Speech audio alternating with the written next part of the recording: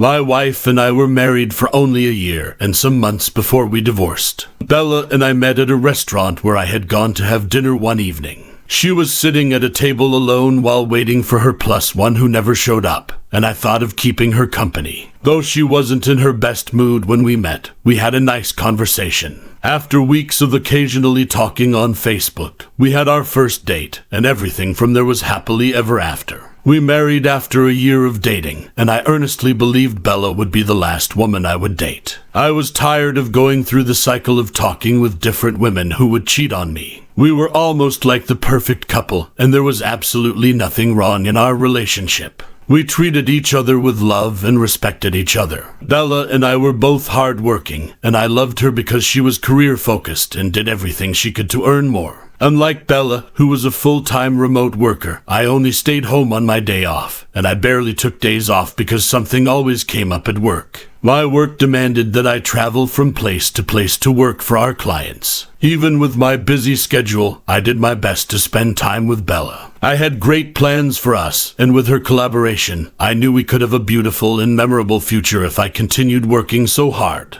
Most of the time, I wasn't so pleased with my busy schedule because I missed spending time with Bella, and I didn't like it when she complained about my absence too much. To make up for always being away, I would buy her beautiful gifts and have flowers sent to her at home. Also, I didn't wait for us to have special occasions before I took her to a fancy dinner or mini vacation. The sweet thing about Bella was she always knew how to reciprocate or make me feel loved too. There was a time when I returned from a week of working in another state, and Bella paid for a massage session and gifted me the latest release of Jordan sneakers. Aside from that gift, she cooked special meals, set up her home table for romantic dinners, and did other things. Because of Bella, I always looked forward to going home.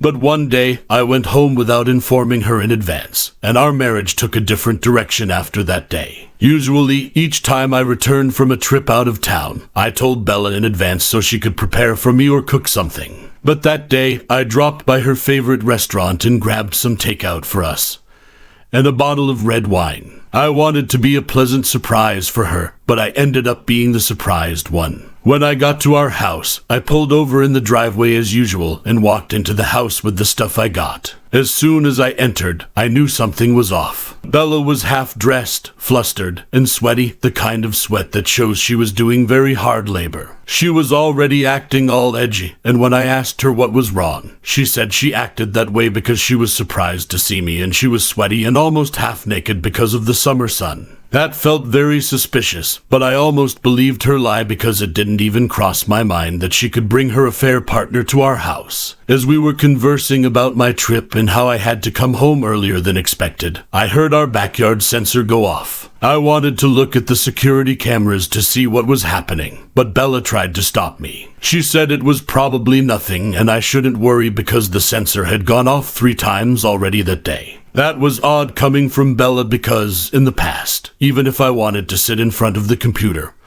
and look at the security cameras all day, Bella never complained or tried to stop me. So, she literally ratted herself out when she tried to stop me from looking at the cameras. I actually ignored her and then looked at the security camera, and I saw our 2 dogs attacking a man in my backyard. I was shocked to see him, and Bella pretended to be surprised. She said he had broken into her house, and she was trying to catch him when I came home, and she didn't want to tell me so I wouldn't yell at her for not locking the doors. As much as that lie sounded believable, my guts told me something was wrong. I told her we should call the police, and as soon as I said that, she kicked against the idea. She said we shouldn't get the police involved, or we would have to pay for our dogs attacking the man in the backyard. I was getting mad at this point, so I called the police and reported that someone was trespassing on our property. Shortly after the police arrived, I called the dogs off him, and Bella's affair partner came out of the place he had squeezed himself into. He had sustained injuries and told the police our dogs attacked him.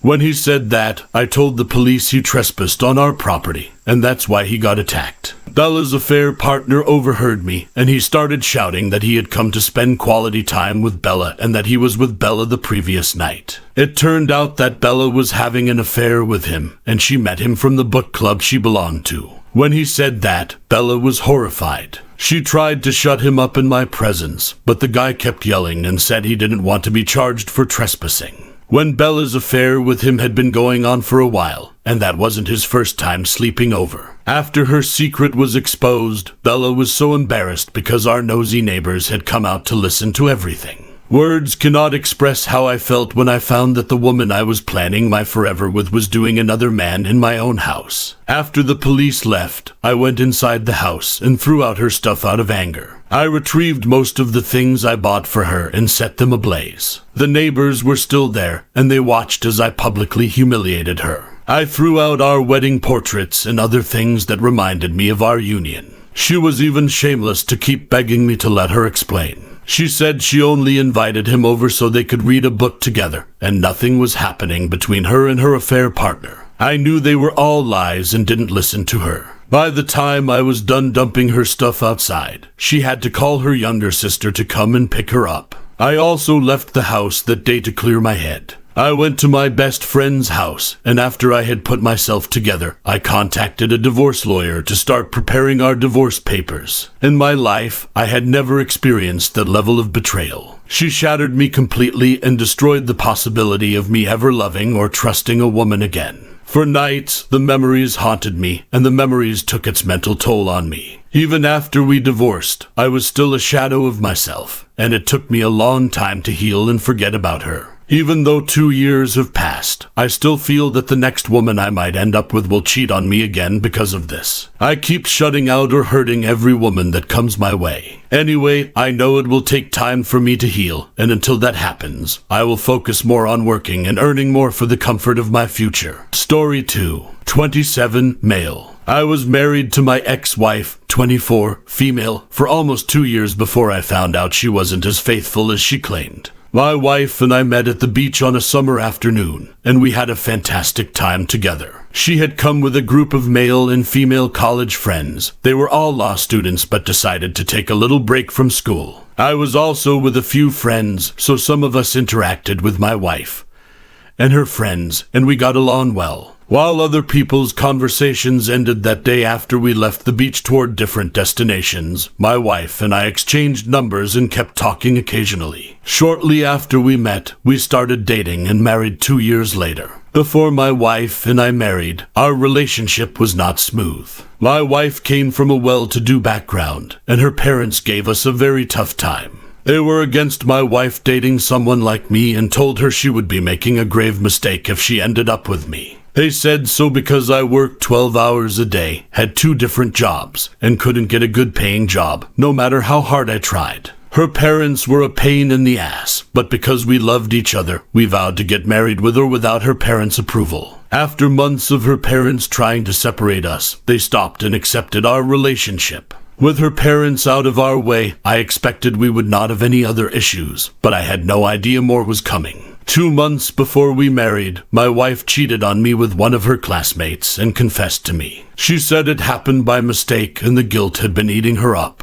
Meanwhile, I had noticed during the time she claimed it happened that she was always looking sad and somehow depressed. Each time I questioned her to find out what was bothering her, she would say she was okay. When she confessed that she had cheated on me with her classmate and couldn't explain how it happened, I forgave her. Now that I share my story, I regret making such a mistake and wish I was smarter. I believe she wouldn't do it again because I felt if she came clean by herself and didn't wait for me to find out, then she was genuinely sorry. This was very hard on me, but because I was young, stupid, and in love, I forgave her, and she promised it would never happen again. We continued with our wedding and were married for almost 2 years. Though we never discussed her escapade with her classmate again and never left my head, I remembered her confession every day. But I never mentioned it or talked about it. I tried my best to let it remain in the past because she had moved on, and she was trying her best to be my perfect wife. She was extremely nice to me, pampered me, and treated me like the only man in the world. I don't know if it was her way of saying sorry for what she had done, but irrespective of everything she did, each time I looked at her, I wondered if she was still sleeping with him behind me. It got to the point where I began to feel bad because I thought I was still holding on to the past.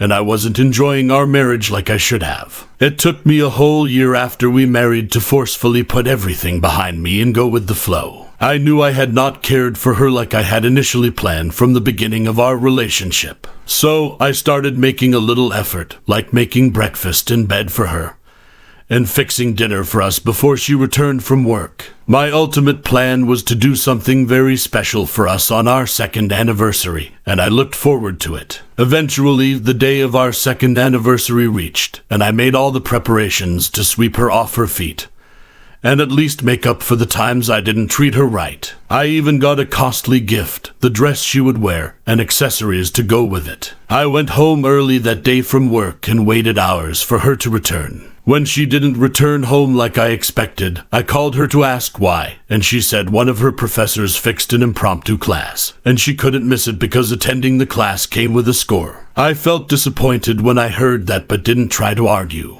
I expected that since it was our wedding anniversary, she wouldn't want to miss a special occasion like that. I can't explain why, but that feeling of her doing something behind me crept up again, and I couldn't shake it off. This time, to be at peace with myself, I decided to check her Snapchat location, and it was different from the location she schooled at. I didn't believe it at first, but after checking thrice, I realized my wife had been lying to me again. I went to the location without wasting time, and it rang a bell. It was the same apartment her classmate, whom she slept with before we married, lived in. I'd lie if I said I could explain how I felt that evening. Being heartbroken or disappointed would not describe it enough. I wanted to storm into the apartment and attack her, but I had a better idea. I called her proud parents to come over to the apartment so we could surprise her for our anniversary. I knew they would come because they would do anything for their only child. Not long after I called, her parents arrived, and we went to the apartment to say surprise. As soon as we knocked on the door and her lover came to open it, her parents saw her walking totally naked inside the house. Her father yelled her name, and her mother pushed her affair partner aside and charged in.